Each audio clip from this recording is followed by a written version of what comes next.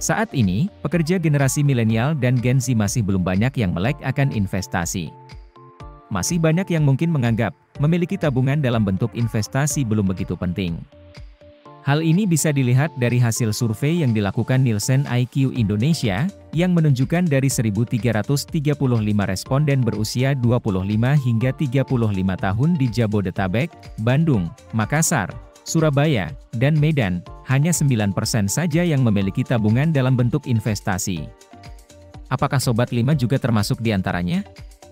Kalau iya, sebaiknya kamu sudah mulai berpikir untuk mulai berinvestasi dari sekarang deh, karena investasi memiliki manfaat yang cukup besar untuk kondisi finansialmu di masa depan.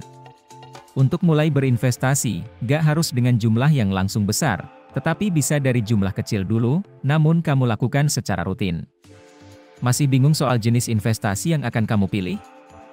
Tenang, karena di video ini Minlo akan bahas 5 jenis investasi untuk masa depan.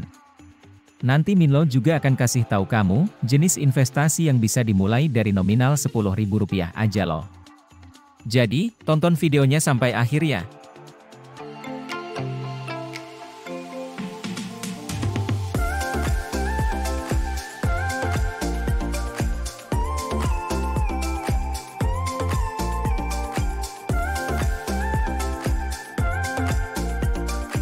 Hai Sobat 5, balik lagi dengan Minlo di sini. Di video kali ini, Minlo akan bahas 5 jenis investasi untuk masa depan.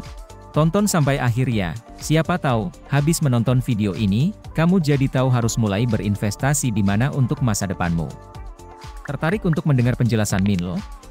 Jangan lupa like, share, dan subscribe ya. Berikut ini 5 jenis investasi untuk masa depan.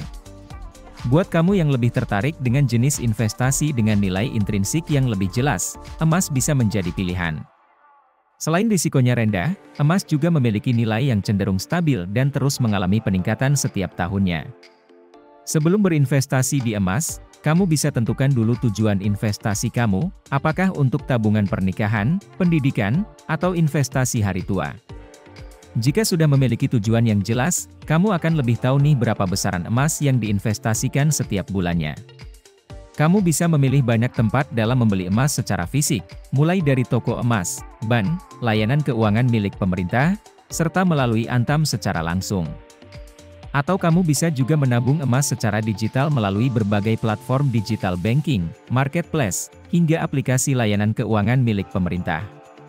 Caranya, kamu hanya tinggal membuka rekening tabungan emas. Sama dengan membuka rekening biasa, dalam membuka rekening emas, kamu perlu memasukkan data-data pribadimu. Berbeda dengan emas batangan yang memiliki ketentuan bobot dalam pembelian emas, untuk membeli emas digital kamu cuma perlu mengeluarkan uang sesuai dengan jumlah yang kamu inginkan, bahkan bisa mulai dari Rp10.000 aja loh Sobat 5. Selain emas, jenis investasi yang juga cocok untuk masa depan adalah reksadana.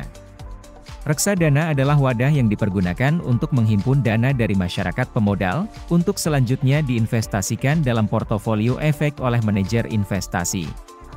Sebelum menginvestasikan uangmu di reksadana, tentukan dulu tujuan keuanganmu, apakah itu untuk jangka pendek seperti kurang dari setahun, jangka menengah antara 1 hingga 5 tahun, atau jangka panjang seperti 5 tahun ke atas. Selain itu, tentukan juga tujuan berinvestasi, apakah itu untuk pendidikan, pernikahan, atau bahkan jaminan di hari tua. Reksadana sendiri secara umum ada 4 macam, yaitu reksadana pasar uang, reksadana pendapatan tetap, reksadana saham, dan reksadana campuran. Masing-masing memiliki risiko yang berbeda-beda, dari risiko rendah hingga tinggi. Nah, dari 4 jenis reksadana tadi, kamu bisa pilih mana yang sekiranya sesuai dengan tujuan investasi kamu ya. Saat ini, reksadana gak hanya dapat kamu beli melalui bank partner loh, tapi juga bisa melalui berbagai sekuritas dan marketplace yang juga menyediakan transaksi digital, misalnya General Marketplace, marketplace reksadana, dan sekuritas.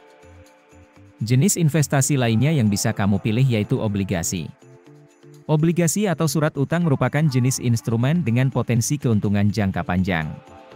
Keunggulan dari obligasi yaitu kamu akan mendapat keuntungan berupa bunga atau kupon obligasi pada akhir periode obligasi. Selain itu, obligasi mudah untuk dijual kembali di pasar sekunder, sehingga bisa dicairkan apabila memang dibutuhkan.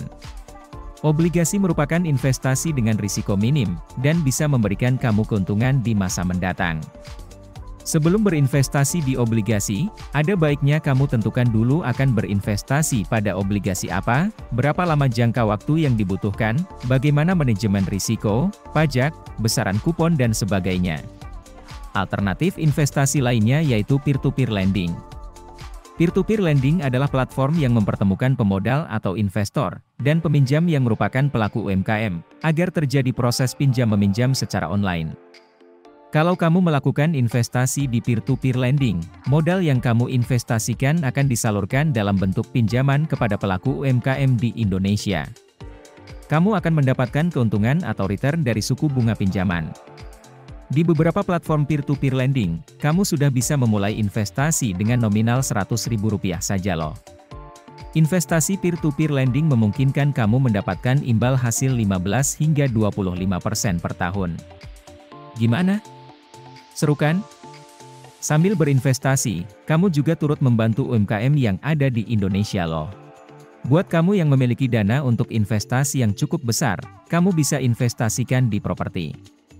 Investasi properti adalah pembelian properti atau real estate dengan tujuan untuk mendapatkan keuntungan melalui kegiatan usaha penyewaan, penjualan kembali properti di masa depan, atau keduanya. Contoh investasi properti yaitu rumah, apartemen, atau ruko. Investasi ini cocok untuk masa depan. Setiap tahunnya harga aset properti mengalami kenaikan hingga 20%.